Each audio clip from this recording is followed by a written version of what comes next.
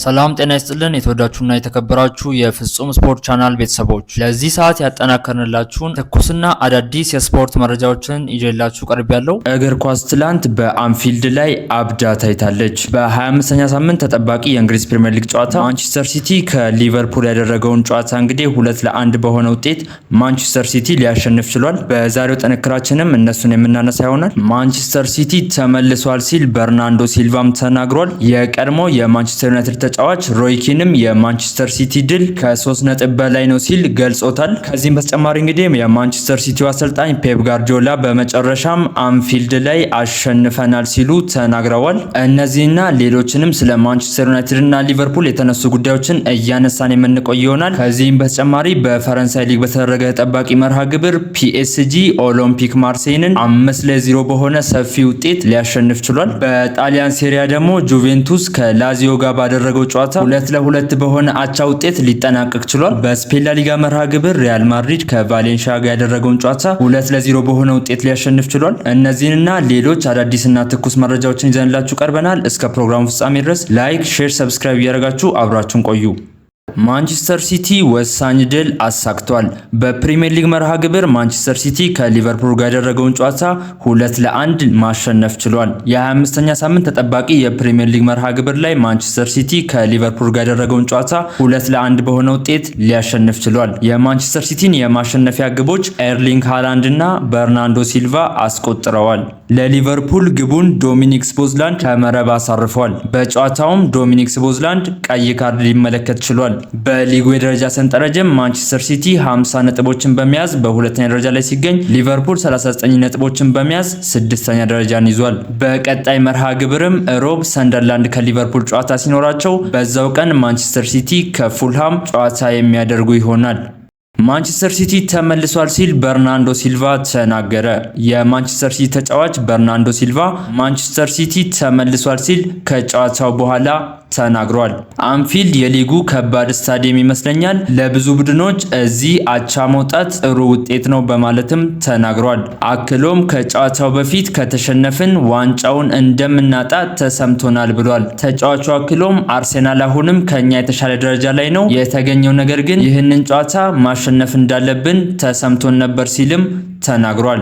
ይሄ ትንሽ ወደ እነሱ ያቀርበናል፣ ተስፋ አለን፣ እስከ መጨረሻውም እንፋለማለን ሲል በርናንዶ ሲልቫ ተናግሯል። ዛሬ በጭራሽ ተስፋ አልቆረጥንም ሲል ኤርሊንግ ሃላንድ ተናገረ። የማንቸስተር ሲቲ የአሸናፊነት ግብን ያስቆጠረው ኤርሊንግ ሃላንድ ቡድናቸው ተስፋ ባለመቁረጡ እንደተደሰተ ተናግሯል። ዛሬ በጭራሽ ተስፋ አልቆረጥንም፣ ያ ደግሞ በጣም አስደስቶኛል ሲል ኤርሊንግ ሃላንድ ተናግሯል። ስለ ዋንጫ ፉክክሩ ያነሳው ሃላንድ ይሄ ፕሪሚየር ሊግ ነው፣ ሁሉም ነገር ሊፈጠር ይችላል በማለት ዝግጁ ነን ብሏል። ለስቦዝ ላይ በጣም አዝኛለሁ፣ ምክንያቱም 3 ጨዋታ ይቀጣል፣ ፍጹም ቅጣት ምት ተሰጥቶ ባይወጣ እመርጥ ነበር፣ ነገር ግን ህጉ ነው ሲል ኤርሊንግ ሃላንድ ተናግሯል። ሲቲ ዛሬ ከ3 ነጥብ በላይ ነው ያሳካው ሲል ሮይ ኪን ተናገረ። የቀድሞ የማንቸስተር ዩናይትድ ተጫዋች ሮይ ኪን የማንቸስተር ሲቲን ድል ከ3 ነጥብም በላይ ነው ሲል ገልጾታል። ማንቸስተር ሲቲ ዛሬ ከ3 ነጥብ በላይ ነው ያሳካው ያለው ሮይ ኪን በስነ ልቦና ረገድ ትልቅ ጠቀሜታ አግኝቷልም ብሏል። በሌላ በኩል ለሊጉ መሪ አርሴናል ትልቅ ጉዳት ነው ሲል ሮይ ኪን አስተያየቱን ሰጥቷል። አርሴናል አንገት ስር እየተነፈስን ነው ሲል ጋርዲዮላ ተናገረ። የማንቸስተር ሲቲው አሰልጣኝ ፔፕ ጋርዲዮላ በመጨረሻም አንፊልድ ላይ አሸንፈናል ሲል ተናግሯል። ጥሩ የሚባል የመጀመሪያ አጋማሽ ነበረን ያሉት አሰልጣኝ ፔፕ ጋርዲዮላ ነገር ግን የጎደለን ውሳኔ አሰጣጥና አለመረጋጋት ነበረም ብለዋል። ስለ ሊጉ ፉክክር የተጠየቁት አሰልጣኙ አርሰናልን መከተልና አንገታቸው ስር መተንፈሳችንን እንቀጥላለንም ብለዋል። አሰልጣኙ አክለውም ከኋላቸው እየተከተልን ትንሽ እስኪያንቀላፉ እንጠብቃለን፣ በዛ ቅጽበት ያገኘነውን እድል እንጠቀምበታለን ሲሉ ገልጸዋል። ስለ ሲልቫም ያነሱት ጋርዲዮላ እሱ ከዓለምና ካሰለጠንኳቸው ምርጥ ተጫዋቾች አንዱ ነው፣ ከእሱ በላይ የቡድኑን ጥቅም ያስቀድማል፣ እሱ ለሁሉም ተምሳሌት ነው ሲሉ ገልጸውታል። ስፖዝ ላይ አርሴናል ላይ ያደረገውን ተመሳሳይ ነገር ነው እኛም ላይ ያደረገው ሲል አሰልጣኝ ፔፕ ጋርዲዮላ ተናግሯል። በብዙ ነገር እንደተሻሻልን አሳይተናል ሲሉ አርነ ስሎት ተናገሩ። የሊቨርፑሉ አሰልጣኝ አርነ ስሎት ቡድናቸው ከወራት በፊት ከነበረው ብዙ ነገር መሻሻሉን ገልጸዋል። የት ቦታ እንዳለን እናውቃለን ያሉት አሰልጣኙ ከወራት በፊት ከማንቸስተር ሲቲ ጋር ካደረግነው ጨዋታ ጋር ሲነጻጸር በብዙ እንደተሻሻልን አሳይተናልም ብለዋል። አሰልጣኙ አክለውም ይሄ ምን ያህል እንደተሻሻልን ያሳያል።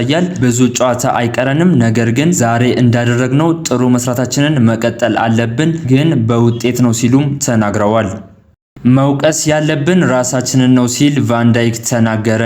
የሊቨርፑሉ አምበል ቨርጂል ቫንዳይክ ቡድኑ በፍጥነት ትኩረቱን በቀጣይ መርሃ ግብር ላይ እንዲያደርግ አሳስቧል። መውቀስ ያለብን ራሳችንን ነው ያለው ቫንዳይክ አሁን ትኩረታችንን በፍጥነት ወደ ሰንደርላንድ ጨዋታ መለወጥ አለብን፣ ምክንያቱም ከባድ ጨዋታ ነው ብሏል። ግራቨንበርች በበኩሉ በመጀመሪያ አጋማሽ በልጠናል፣ በሁለተኛው አጋማሽ ግን እኛ የተሻለን ነበርን፣ ያለ ነጥብ መውጣት አይገባንም ሲል ተናግሯል።